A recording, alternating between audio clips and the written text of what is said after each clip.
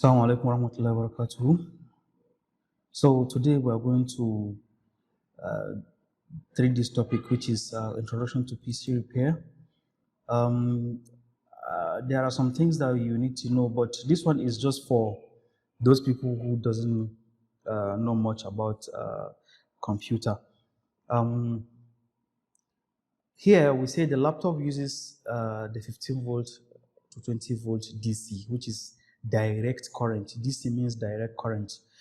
The socket wall plug provides 220 volts to 240 volts AC, which is alternate current or alternating current, of which it is too much for a laptop. As mentioned, laptop uses 15 volts to 20 volts. I think some other laptops even use 12 volts. The AC is not stable. There are too much ups and downs, and it's not suitable in terms of consistency.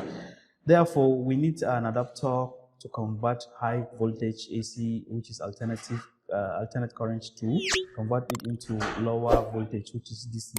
So AC that we're talking about here is the plug that we have in our house. Is the plug that is a socket plug that we have in our house where we are going to plug our phones in order to charge our phones. You know, you cannot just plug in your laptop or maybe phone charger just directly here until you have a charger. So this is an example of a computer charger that we have. So this charger, we plug in this power cable, this very cable, we plug in this cable that is connected here in order to produce 15 volts or 19 volts here, so that we plug it to our laptop, so which is DC. So therefore, this our adapter or laptop charger converts 220 volts to maybe 19 volts, which is going to charge your laptop. So we cannot just use this very one to directly to our laptop. So here we are going to talk about the causes of laptops not to work or not to power on. So there are some causes. The first one is short circuit or short components or short circuit or components. If a component is being short, when we say a short, it means maybe there is a place whereby it's being cut, or maybe the component is malfunctioning. So therefore, the next thing we're going to that we have here is physical burnt. So some components can get damaged, which you can see them with your eyes. So a short circuit, you might not see the damage area, but a physical burnt component, you will see the components being damaged. For example, this very one here, look at this component.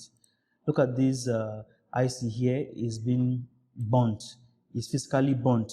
So, for example, your component may damage without seeing it being having a physical damage like this. For example, this diode can get damaged without seeing a damage like this here. And look at this very one. Look at this IC also. This IC is being burnt.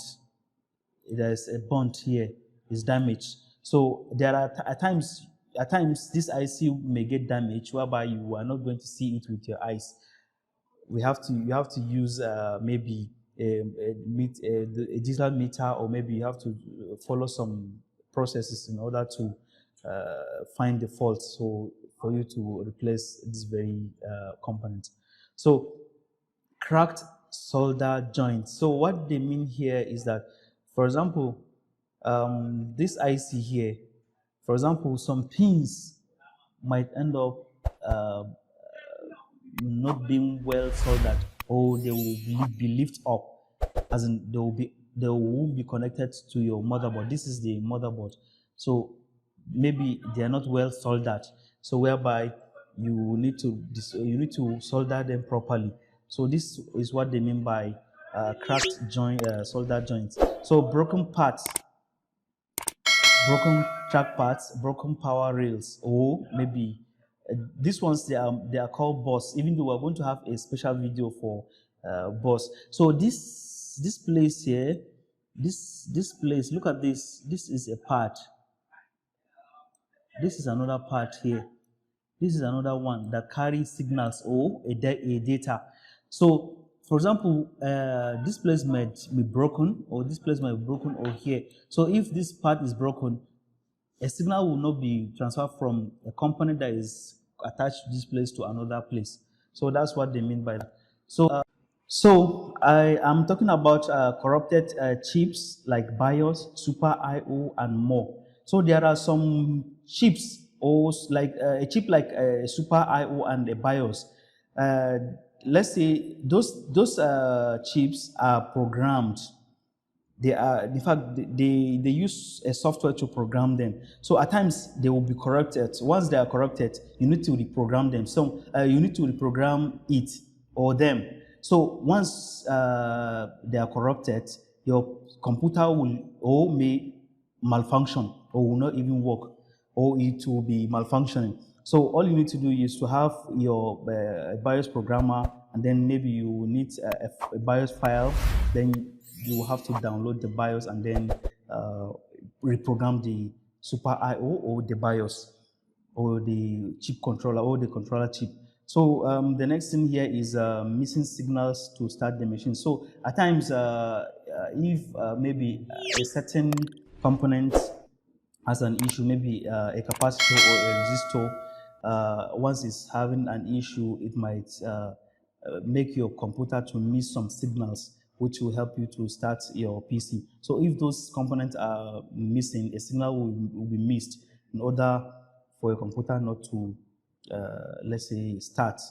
Assuming here, for example, look at this cycled capacitor here.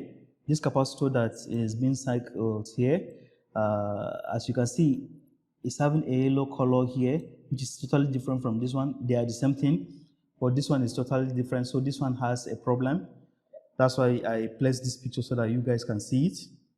So this one can cause your computer not to work. It might cause a missing signal also.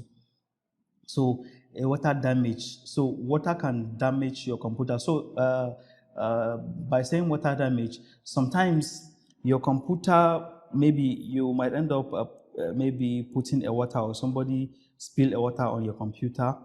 So whereby that computer might get problem if you didn't remove the battery, and maybe even after you remove the battery, at least you need to take it to a computer engineer for him to open it and make sure that all the water is being removed from your motherboard. If not, once you plug in your charger, or maybe you turn on the computer without removing the water, might damage your motherboard. So I think that's all for today. That's all for this topic. So we are done with module 1. So thank you so much. Please kindly follow us on Facebook, share our videos, and then subscribe to our YouTube channel, and then click on the ring button on YouTube, and then at the same time follow us on our Instagram page, and then share our videos. Thank you so much. Assalamu alaikum wa rahmatullahi wa barakatuh. Bye.